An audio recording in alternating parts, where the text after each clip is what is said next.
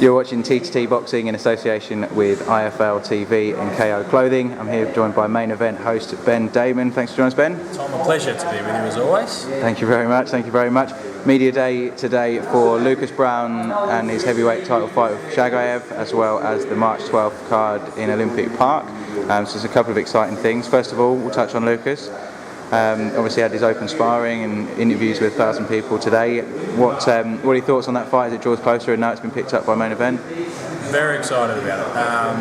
Anyone who has an interest in the history of Australian boxing knows how much it would mean for us to win finally a heavyweight world title. We've never had one. We've had plenty who've gone and tried as far back as names like Bill Lang and Bill Squires, and then Carly Meehan won one, was robbed by Don King, Alex Leopold obviously.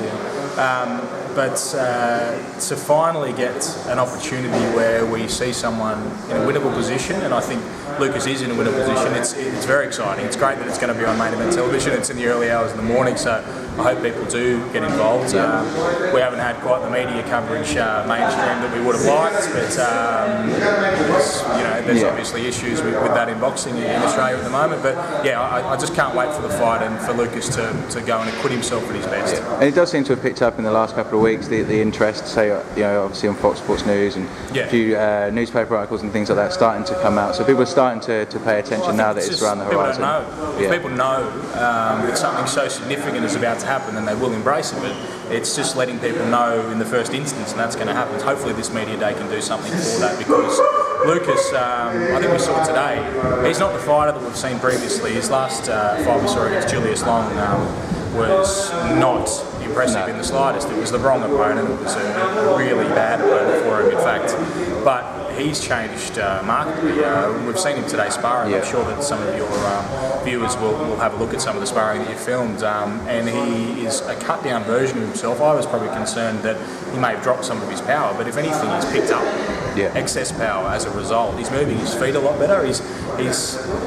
My criticism of him has always been his lack of footwork, but he seemed to really start to grasp what he's trying to do and start to do it well. So absolutely. No, we've been down to a few sort of closed door sparring sessions recently, and so hopefully after the fight we'll be able to put some of that online. But some of the stuff Rodney's got him doing in the gym, a man that size shouldn't be as agile as he is, and it does make for saying it's going to be a great fight with Ruslan Shagayev. And then moving on, obviously March 12th, the week after. Probably the biggest card we've seen in Sydney since maybe Gil Fletcher, probably bigger than that in terms of the card itself, the undercard certainly. What are your thoughts on that fight? A lot of 50-50s on there, a couple of Irish fighters, very exciting. What are your thoughts on that? It's worked out really well that it's a March 12th event, but it's going to be on Fox Sports on St Patrick's Day, March 17th, which is fantastic. There's 3 Irish fighters on the card, some really good young Irish fighters as well, and some good Australian fighters. We're right across the weight spectrum in the event.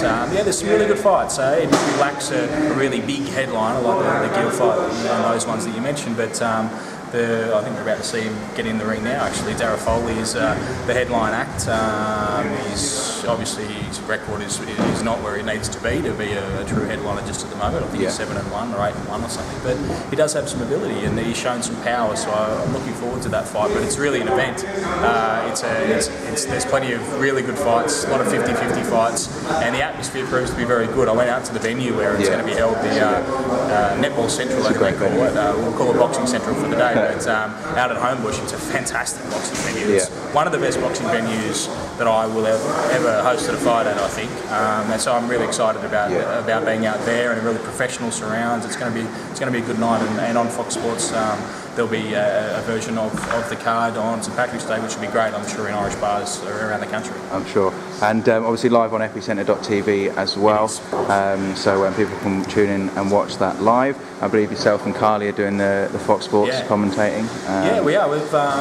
Carly and I have done a few shows now, and we've got a few more coming up. So looking forward to working with Carly again. He's a very smart guy. He's got a great boxing brain. He knows how to analyse a fight really well, and he's developing as a commentator. I think he's going to be very, very good, Carly, man. I think we'll see him on Australian TV screens for years to come, as long as boxing still has a presence, which we are working hard to ensure it does. Yeah, fingers crossed. and there's rumours that you may be joined on pre-TV card by a certain video journalist, but we'll wait and see what happens with that. We'll try and see that. And is there anyone on this card that you think we should be looking out for as a potential star of the future? As a fellow Paul Ogden-Denby, I've seen in action on a few occasions. He's had some issues with his weight going up and down, but he seems to have all the tools. We saw him first on that Gil Fletcher card, I believe. Yes, we did. Knocking out one of the Grange boys, and he went in as an underdog in the fight. He did, yeah. I think he was a late ringer for that fight. He was. He took it on late notice. He's a very rangy, angular, tall very awkward fella. Very awkward. I think he could be something if he can sort out where he's going to be weight-wise. I think cruiserweight's probably the ideal location for him. Then he could be something special. I'm looking forward to seeing him in action. Also, a young fella that I have only ever, to be honest, seen in action in the exhibition fight at the Davey Browne tribute event when he went in against Billy Dibb. Haytham Lamuz is his name. He moves spectacularly well. I think he's from Malta originally. He's only had a handful of fights out here, but a very talented, slick sort of a boxer. So I'm looking forward to seeing him in a professional fight because I haven't before. There's plenty though. It's a stacked card, as they like to say. Yeah, look, the two you picked probably would have been fairly near the top of my list as well. Obviously followed Paul for a while, been at all of his fights so far. Just has a lot of power for even for his size. You've seen him sparring with Carly Miani, you mentioned. He's got the power of a heavyweight, but he can fight a cruiser. So it'll be interesting to see how that progresses and flying through these regional titles now as well. So getting the Asia Pacific WBA, I think.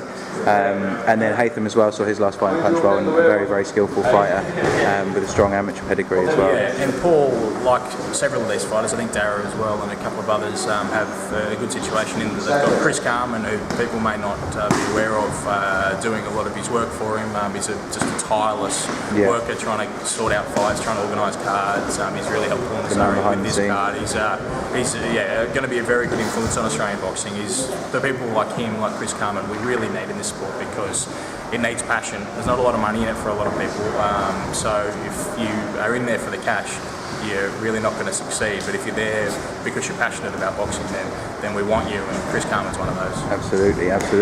Look, I'll let you go. I know it's been a long day so far, and the boys are sparring next to us as well now, so I'll try and get some of that. But until then, we'll catch up with you March 12th if we don't see you before. Certainly. Thanks, Tom. Nice one. Cheers, Ben.